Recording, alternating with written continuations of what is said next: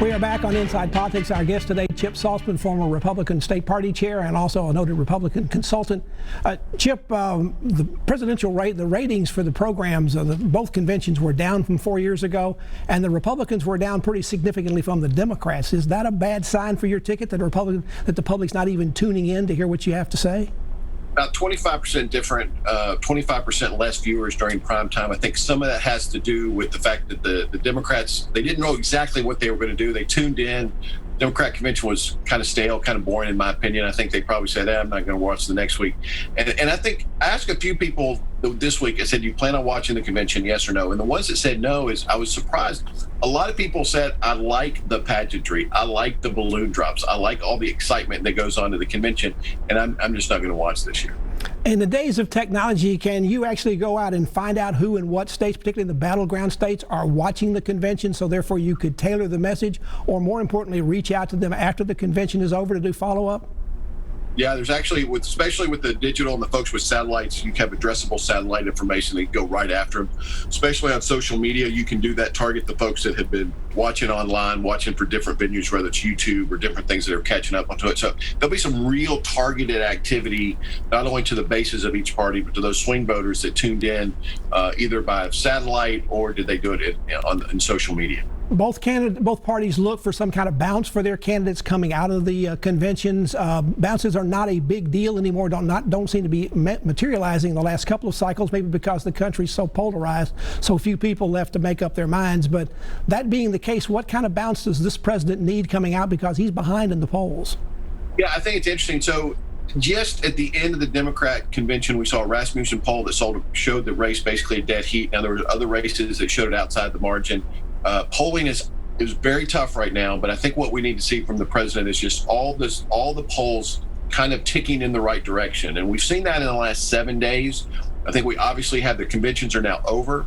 We have a hard break with Labor Day. And then, like most people come back after putting, as I like to say, after they put their boat up for the summer, they come back and go, oh, there's a campaign going on. We ought to pay attention to that. So they've got this 60-day sprint that everybody's going to be paying attention.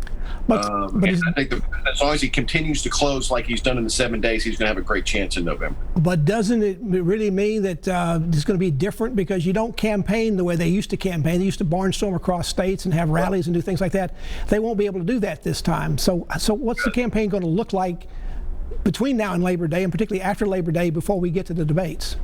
I think the president and Vice President Pence are going to get out there. I think one of the things we saw really important today is that Vice President Biden said he was going to get out and go to Michigan and Wisconsin.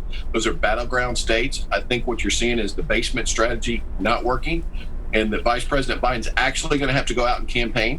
He's actually going to have to go out there and talk, and he might actually have to answer a few questions from the press, which tells me one thing: the race is tightening, and they're starting to get worried. Were you surprised that Joe Biden and the Democrats didn't do much counter-programming during this week? I think Biden did do a couple of interviews, but they were late and didn't seem to be a whole lot of fanfare around them. Yeah, they sent Senator Harris out yesterday for a comment, but no questions. Again, I think part of the campaign is you have to get your candidates out just because they need they need the reps. Because if Joe Biden and Kamala Harris don't do any political events, they don't do any campaign events, and they go into the debate season cold, they will not be ready to answer those questions, as opposed to doing it every single day. So I'm pretty excited about where we are right now. I feel like the president's in very good position to win. And I think you're going to see the Democrats over the next 2 to 3 weeks get really nervous as they try to get their candidate out of the basement. But during the convention, we saw an awful lot of movement for the Republicans to try to enlist blacks. We probably had more black people speak to the Republican convention, any convention I can ever remember. Also an effort to go after women. Is the use of the First Lady going to be a way to reach out on some of that? She seemed to have more empathy in her speech about racial unrest and about the COVID than perhaps the president often expresses. Yeah, she did a great job. In 2016, the Trump-Pence ticket got 8% of the African-American vote. I think you saw with criminal justice reform. I think you saw with the speakers, they plan on trying to get that into double digits. They get that to 14. It's going to be hard for the Democrats to win. And obviously with strong independent women that you saw speaking at the convention, much like the First Lady, we're going to go after the women vote all over the country. So I think you're going to see all the Republicans, from the president all the way down to who's running for Congress, they're going to be out there and about. I mean, we were in West Tennessee the last couple of days. There's a lot of enthusiasm for this ticket, and I think you're going to see that tightening up in the polls. During the convention, it seemed there was an awful lot of effort to try to say, look, whatever you've heard or seen or think you know about Donald Trump is not true. But can you turn things on a dime like that, particularly about how people perceive him, at least in terms of what his polling shows about the job he's done with the virus, about the economy, about the other issues that are out there? Are people going to change that quickly?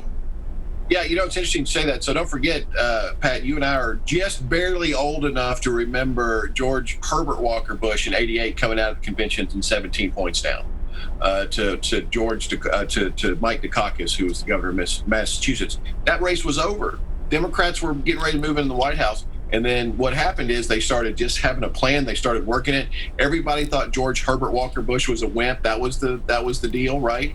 And then we started learning more about Mike Dukakis. We started getting out there, and then what happened? George Bush won election in '88. So you think Joe Biden may be in a tank before it's all over? He might be in a tank and a funny hat before you know it. October is always the month of surprises in the presidential race because of all the early emphasis towards voting absentee or voting by mail. Is the October surprise going to happen in September or maybe even earlier than that? Pat, it's interesting. So 2020 has been a year of unbelievable. You never would have thought it was happened. So I got to assume that if we're used to having an October surprise in 2020, there probably won't be an October surprise. That will be the surprise. Chip Saltzman is our guest on Inside Politics. He's a former state party chair here in the Republican Party in Tennessee. He's also a noted GOP consultant. Back to continue our conversation on the other side of this break.